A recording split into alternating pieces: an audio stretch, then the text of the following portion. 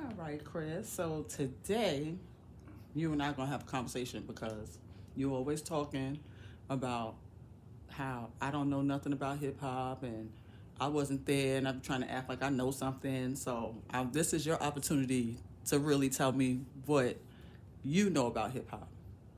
So let's it's the weekend, we chilling. So tell me, where did hip hop begin for you? Hip hop began for me. Well, the truth of the matter is hip hop is not 50 years old. Oh, Hip hop is not 50 years old, not yet. No. no. Hip hop is all grown up and smoking cigars, but hip hop is not 50 years old yet. That's interesting. Yeah. That's interesting. Yeah. So, so you and I both grew up in the Bronx, right? Mm-hmm. Born and raised in the Bronx. Mm-hmm. But your mama didn't let you come outside. Okay, she was not playing that. So, no. So I remember, I think my first experience with, I guess it was called a jam, right? Mm-hmm. My first experience was in Throsneck. Right. And of course, you already know, I wasn't allowed to be outside like that. So I look out my bedroom window and I see all of these people in the basketball court. What was that about? We were setting up. That was a jam. See, that was going on in every project, man, in the Bronx. You know, it was a phenomenon, like a phenomenon. Mm-hmm. Like people think that during this time, when you talk about like Kool Herc and what he was doing in '73 in Throsneck, there was DJ Redskin, yes. In 1973. Oh, okay. I thought you meant, what? I thought you meant a school. No, I thought you meant a school or something. I didn't know. Schools later, but we were talking about when we were kids. Mm-hmm. You know, we were kids in PS 72, like. Right. And DJ Redskin would come out in the parks in Throsneck and just play. That's when we heard all these crazy jams. Who's DJ Redskin? That's where's he DJ Kid Wizard from Throsneck's uncle. That's how much I know. I don't Yeah. even know who that is. because when I'm going back, then even at this time there was no hip hop. You know, Okay. it was just an energy that was going on, and we were going. It was jams in every park. Yeah, and then he had crews, and everybody had a crew. You know, and it was just like that. It was the Wild Wild West. So we went across town to other jams in Echo Park and Cedar Park and 100 Park and 123. We had you in Lehman High School and Throsneck Center. And how old were you? We started that out about at least 9-10 years old. And you was going to all these other different places, yes. Wow. Yeah, and I don't know but it wasn't hip hop. What was it? It was just an energy. There was no posture about it yet. Like when we became hip hop is when we styled it.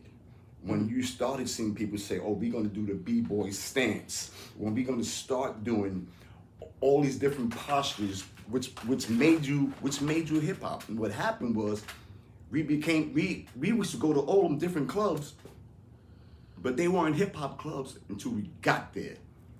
Because they were just right. And a lot of clubs didn't want us to be there way back in the days. Like what clubs are you talking about? Like the discos. You know what I mean? Like Studio 54 and you told me this before, but Yeah. now we're sitting here really having this conversation. What were you doing in clubs at that age? Like how did you get in? We were in the clubs. Okay, let's just say about 12 and 13. When I'm talking about street hip hop, before the clubs even cared about us. Gotcha. You see, where we were from, like everybody heard Flash's story, and then Flash's story converts. Boom. They say, "Where you from?" He's from Throsneck, and everybody in Throsneck was like, "Grandmaster Flash is from where?" Like, even me, I was like, "Like he's from here?" Right.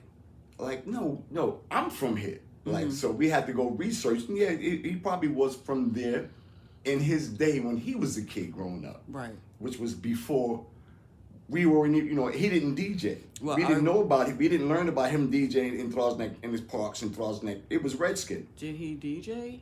Grandmaster Flash, did he DJ? Not at that time in No, Throsneck. no, right? So when you said Redskin, DJ Redskin, DJ yeah. Redskin. So that was my first experience. You think? Well, you was experience us, Okay. right? So you can figure about at least from 78, 79, 80. That sounds about right. You was experiencing us. That's we were crazy. creating the thing there. Mm-hmm. You know what I mean?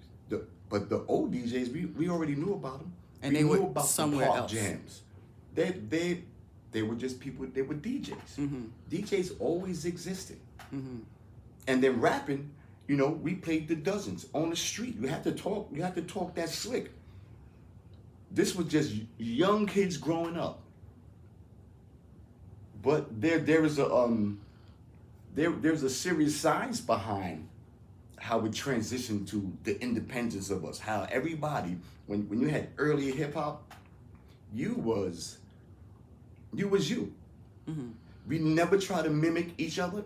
That was whack. And so that I was comfortable. When I was Sabu, I had to be nobody else but Sabu. Mm-hmm. But I had to maintain my posture. Right. I wasn't going to try to be Ike C. I wasn't going to try to be Grandmaster Cass. I wasn't going to try to be. I was just me. So I was always comfortable with Sabu because nobody was going to try to bite me. Mm-hmm.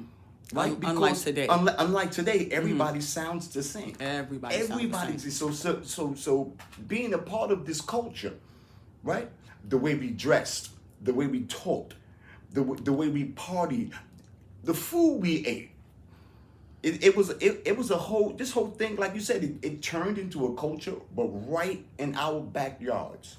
So let me ask you, what would you say was your most memorable, iconic hip hop venue that you've ever been to?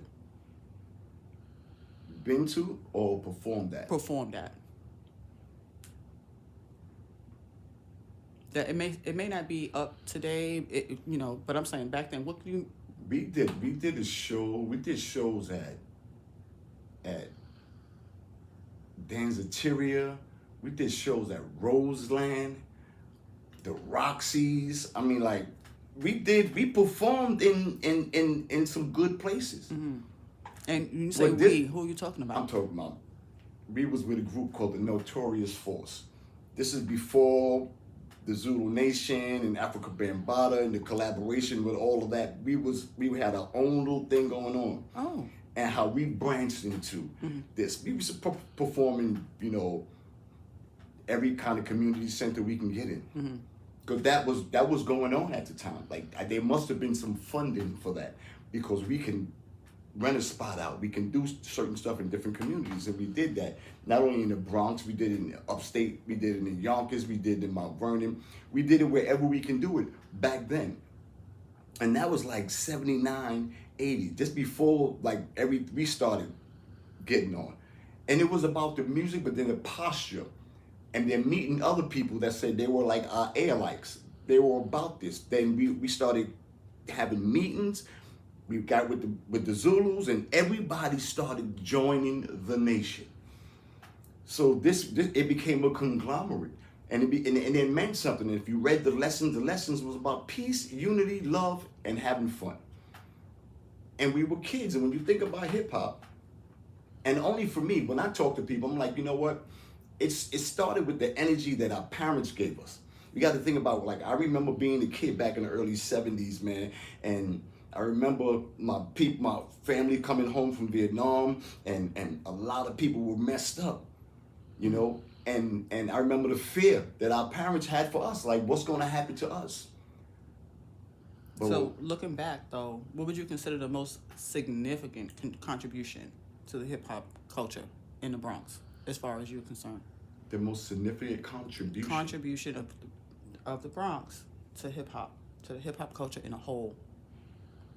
Is the Bronx. The Bronx is the contribution. That's where it started, right? That's where it started. I don't understand how I'm from the Bronx and I don't know that. Well, I mean, I know that now, but I'm just saying. You stayed in the house. Your mother didn't allow you. And a lot of people, my man Slim. Slim was one of the best rappers in the world. Trust me, back then, Slim LaRock, he was a monster.